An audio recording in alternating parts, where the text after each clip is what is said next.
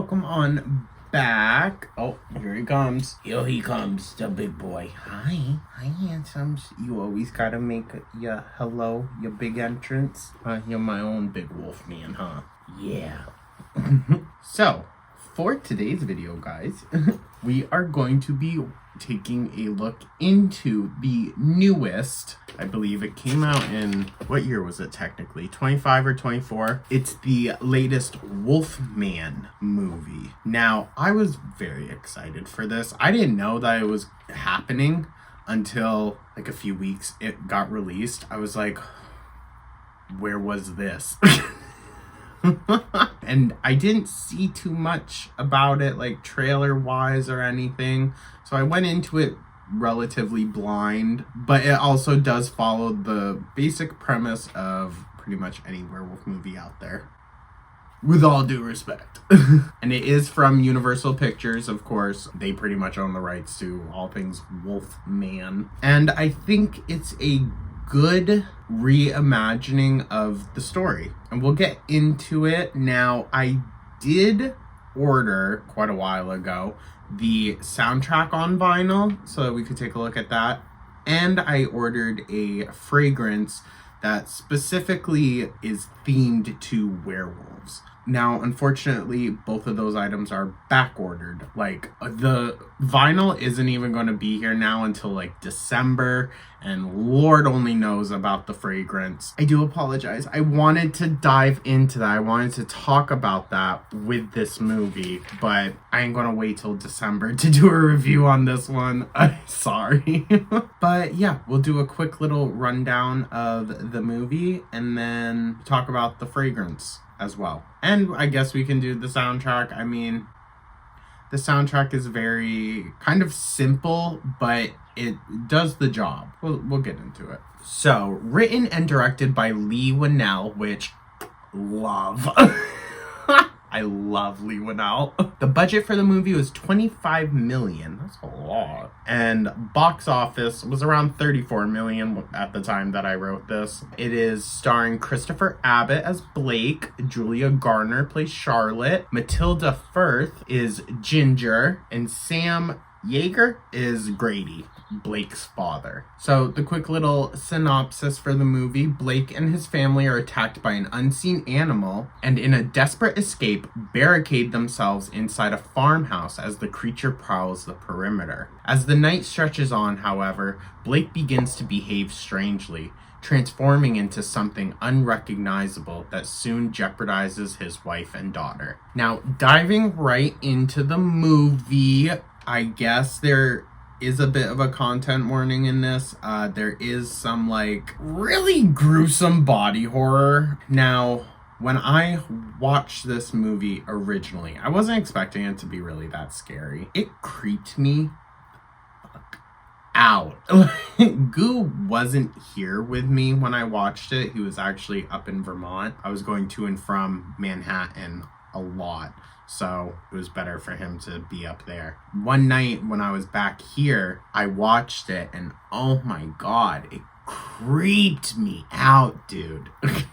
I really like how this movie takes a more realistic, I'm saying that in air quotes because like it's a werewolf movie, but it's not your typical werewolf movie. I mean, it follows the same kind of like plot structure and has the same themes, I would say, but it definitely goes off in its own direction, rooted more in realism. And I think that's what made it so creepy, was knowing that there is still some like humanity left in them. They're just like victims to it. It's really good. So I have the just like basic synopsis printed off. I figured we can just kind of run down through that, and any little points that I want to dive deeper on, I guess we can. The opening scene of young Blake in the woods with his father was like, touched my heart a little bit. And I think it kind of perfectly captures like the fear and power that you feel being out in the woods. It hit kind of a little close to like my childhood in a way, even though it's in Oregon and, you know, I was up in Vermont, but like same difference. So, in 1995, a hiker's vanishing in the remote mountains of Oregon sparked speculation about a virus linked to the region's wildlife. Now, they do link it to, like, native lore and whatnot. I did try to do some research on that, and there is nothing. Nothing. So I don't necessarily like the fact that they just kind of bullshitted that information. If I'm wrong on that, I am very open to like reading up on it, but the whole face of the wolf like disease thing, not rooted in any type of cultural history. So I didn't like that fact. I don't know. I was like, oh, is this like a kind of a real thing? Unless it's in reference to the genetic disorder that makes people grow hair all over their face. But I don't think that's what it's in connection to. During a hunting trip in the area, a young Blake Lovell and his stern father Grady spot a mysterious humanoid creature lurking in the forest and hide in an elevated hunting blind.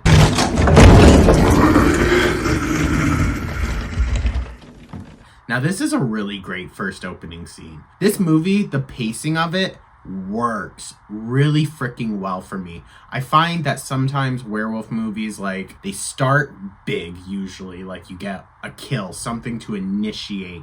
And then it's this long, usually kind of like a whodunit, like, who is the werewolf? And you don't really get any of that good meat, you know, until later on. But this movie, right out the gate, you get the like heart-pounding opener that really sets the tone, and then it drifts off a little bit, but then very quickly we're thrown right back into the world. So 30 years later, Blake lives in San Francisco with his daughter Ginger and workaholic wife Charlotte. Now, I don't necessarily like how Charlotte was portrayed in the beginning, but I do like her story arc, and specifically her story arc as a mother. We'll get into that a little bit more. I do want to say that I blatantly think this movie is about trauma and kind of like the passing down of familial trauma. Like his now estranged father, he struggles to control his temper, causing a strain on his marriage. One day, he receives a death certificate for Grady, who went missing, and the keys to his childhood home. He decides to vacation there in an attempt to repair his relationship with Charlotte. I mean, I didn't necessarily get that, like, oh, he's super explosive. It all stemmed from, like, a wanting to protect his daughter, which I get that, and I think maybe that goes into, like, the good intentions leading to bad, and that becoming, like, an over-controlling, overpowering feeling from, like, a paternal standpoint. But, I mean, basically, we're thrown right back into it. From that point on, it's like a quick maybe 10 minutes, and then they're right back in Oregon. So I really love the pacing of this movie. And then even when, like, shit goes down, it's still just so good. It keeps you on the edge of your seat. I really enjoyed it. But again, it's basically the same story as the original Wolfman, just retwisted a little bit, you know? So seeking directions, they encounter a local, Derek, who does know Grady and Blake also. He's like a neighbor, who leads them to the house as the sun sets. Before they arrive, a creature drives them off the road.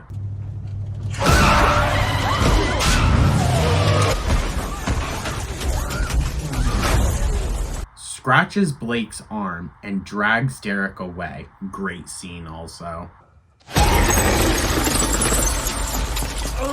Blake frantically leads his family to the house, turning on the generator and barricading the entrance to protect them from the monster outside. With his arm bloody and infected, Blake starts to show signs of illness, losing teeth, sweating profusely, and experiencing noise sensitivity. Hearing the creature, he puts his ear to a side door, only for the monster to grab his foot through the pet door and injure him further, before Charlotte stops it by hitting it with a hammer. Now, I want to dive into the signs of the illness. It is actually so heartbreaking. It's a very sad portrayal of this curse.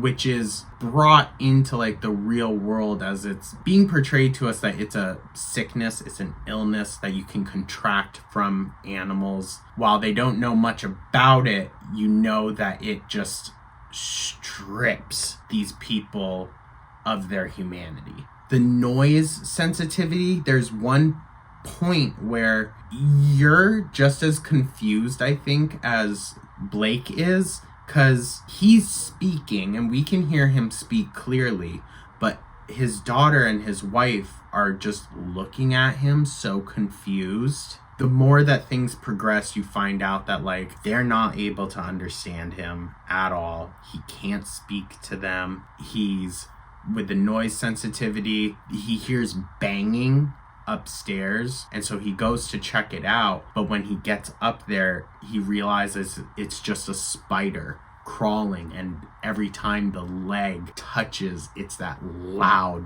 boom. Charlotte grows increasingly worried as Blake loses some motor functions and his ability to speak and understand her. His hair starts to fall out, as do more teeth and fingernails, with fangs and claws growing out. And his vision becomes distorted. Fur grows on his body, and to fight the pain in his arm, Blake gnaws on it like an animal. There's some real, like, graphic body horror in this as well, so trigger warning there. She spots a run-down truck outside and manages to jump-start it.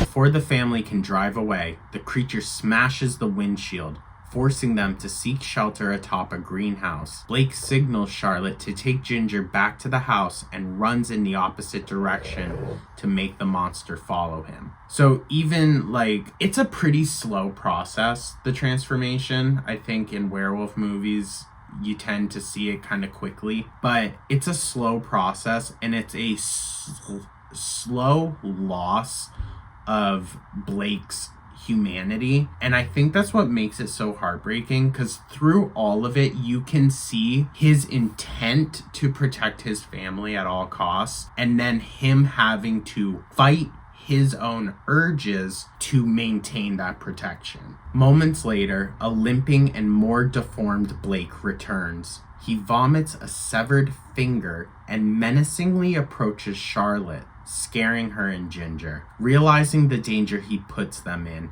he prepares to leave, but the creature finds its way in and attacks them. Blake puts himself between the monster and his family, and in the struggle, he bites the creature's neck and kills it.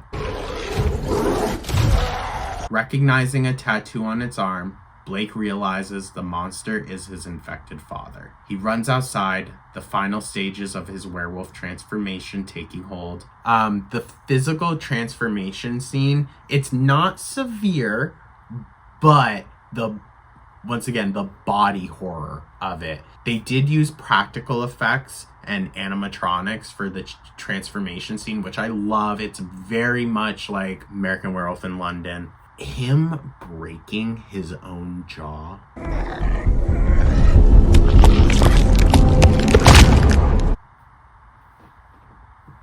Oh my God. That's all I'm gonna say.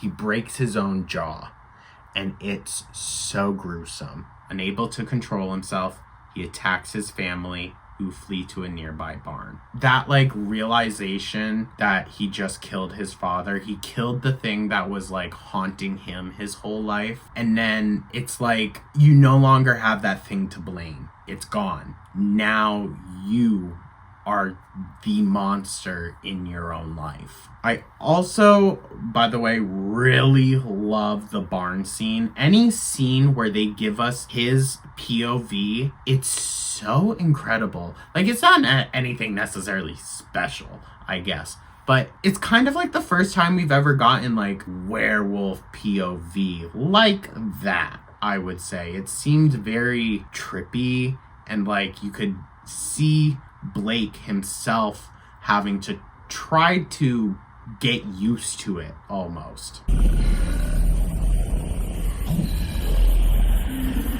Blake claws his way in, using his newfound night vision to sneak towards them in the dark.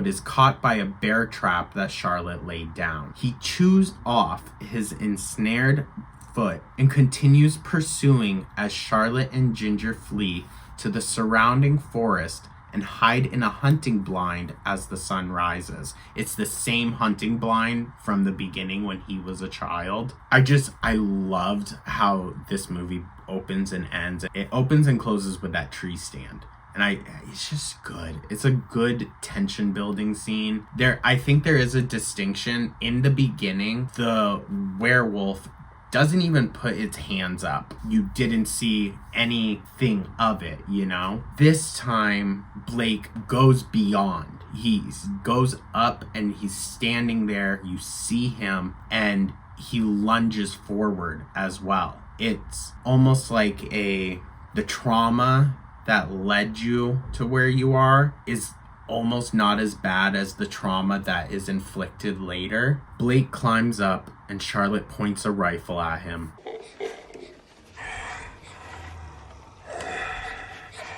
Realizing Blake is in pain and wants to die, the family shares a final look as Blake lunges and Charlotte fatally shoots him.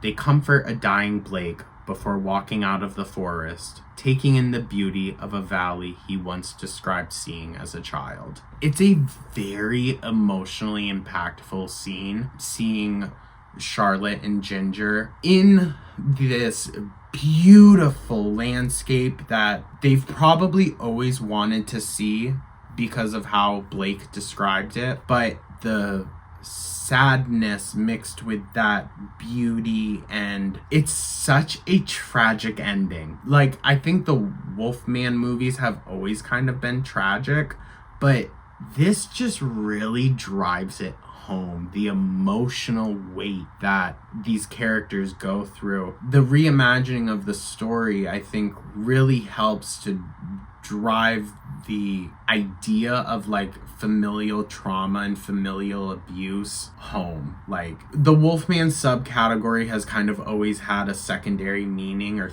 theme to me, but this one is so strong. And I think, like I said, the emotional weight that this film carries, I think a lot of people are probably going to look past it and not see it as that, but this movie really made me feel emotionally. I didn't cry, but it's it's tragic. And the connection between Blake and Ginger as well. Great child actress. She does an incredible job of really kind of being the thing that rips your fucking heart out. So tragic, so sad. The story arc of Charlotte not having like the closest relationship with Ginger and that changing throughout the movie, I really liked that as well. It's like, as sad as it is, Charlotte was forced into a more motherly role and it worked. So I really did like that because her character is quiet, a little shut off, reserved. I think it's an interesting dichotomy because me growing up from Blake's perspective in that type of environment, rural, you know everyone, you talk to everyone. There's no like sense of stranger danger necessarily. So like when Derek approaches the car, she's like terrified. She's absolutely so uncomfortable, doesn't even want to talk to this guy. But Blake is just like, what, it's fine. That divide of like city girl versus, country boy, I understood that. And it was nice to see Charlotte like open up in that sense, I guess. Whereas Blake was unfortunately, shutting down. I guess this is where we can jump into the score. The score really helps push that home as well. It's very orchestrated. It's not like, a fun soundtrack by any means. They really put time and energy into composing something that carries that emotional weight as well. Wish I had the vinyl. Maybe I'll have it someday. We'll see. I think it's because I ordered a special colored pressing of it whatever. But then with that, we will talk about the fragrance, which I also wish I had to smell. With that, we are going to talk about the fragrance. So the fragrance that I ordered is by Redwood Alchemy. They are a very small time producer. I did get an email from them not too long ago. They are working on orders. It's just behind. So no harm, no foul. I shall wait. But the little description for it, the name of the fragrance is Loup Garou, which I believe is like southern United States, like Louisiana territory, because that's what it talks about in here. But I believe it's a French word, basically means werewolf. An extreme animalic scent with notes of cypress, bloodthirst, amber, and desiccation. This Acadian werewolf-themed fragrance is powerful, bitey, and uncompromising. Like the Cajuns of South Louisiana, Loup Garou is not for the faint of heart. And I did see that in the reviews. The reviews said this is borderline unwearable, but it's fantastic. All great reviews. So I'm excited to finally get to try it, although I only ordered a sample. So if I like it, I'm gonna have to wait a while for a full. But the notes in this one are predatory musk, animalic territorial marking, amber, cypress, blood, and redwood. I'm not gonna lie, I feel like I'm gonna love it. So that's why I'm excited to try it. Maybe we can do a review of that when it comes, but I'm thinking if I could relate it to anything that I've probably smelled, I would say it's probably a good mixture of my B negative blood perfume. I think this is the one. Now this is just a little basically empty travel size bottle that I have, but I do have the larger one. B negative, this is by Bruja Perfume Company, or Bruja Perfume Lab. So good. It smells like blood though. Like it's got that metallic kind of dirty ting to it. But I think there's also like oud in here. So like it's complex. It's not just like straight up blood. But you could definitely pick it up. So I would say it's probably a mix of like this, and I have to find it. And from Toshkavat, just reviewed this the other day, check out that video. I would say probably a mixture of the blood perfume and pining dew. Or no, what was the other one that was, there was another one that was way more foresty and piney, but I can't remember which one. Check out that video, it might tell you. There's one in here that's pinier than pining dew, but something that has that like pine needle sappy kind of scent to it, I would say probably is more along the lines of like this. But yeah, y'all know I love a good werewolf movie. It's probably one of my favorite subgenres within horror. Even though they're kind of remarkably bad movies most of the time, some of them are really good. And I feel like lately we've been getting some better ones, I would say within like the last 10 to 15 years. We've been getting just some good add-ins, you know? But I'm always here for it. Always here for it. I wish this one kind of did a little bit better in the box office, because every time Universal does a werewolf movie, it never does as good as it should. And however, I did go see the 2009 or 2010 remake of The Wolfman that they did, but that one's good too. That was one of the first horror movies to win like best makeup at a conventional big time award show. So that was pretty major, and I did enjoy that one as well, I'm not gonna lie. Emily Blunt is in it too. It's an interesting movie, but it's like a time period one, and it's basically a remake of the original Wolfman, just with a little more wolf. But yeah, let me know your thoughts, guys. If you saw this, I definitely want to know what you thought about it. If you haven't, check it out. I think it's worth a watch. I really, really do. It's scary. It's fucking creepy. And it's got some strong, like, just storytelling in it, I would say. I think it's really good. I think it's worth the watch. Okay, I think that is it. I was like, I'm not going to do all the notes and everything this time. Like, Substance really beat it out of me. Plus, like, while I do think this is a great movie, there's a lot of juicy bits there to sink your teeth into. I don't think it's necessarily like that deep, but I did enjoy it once again.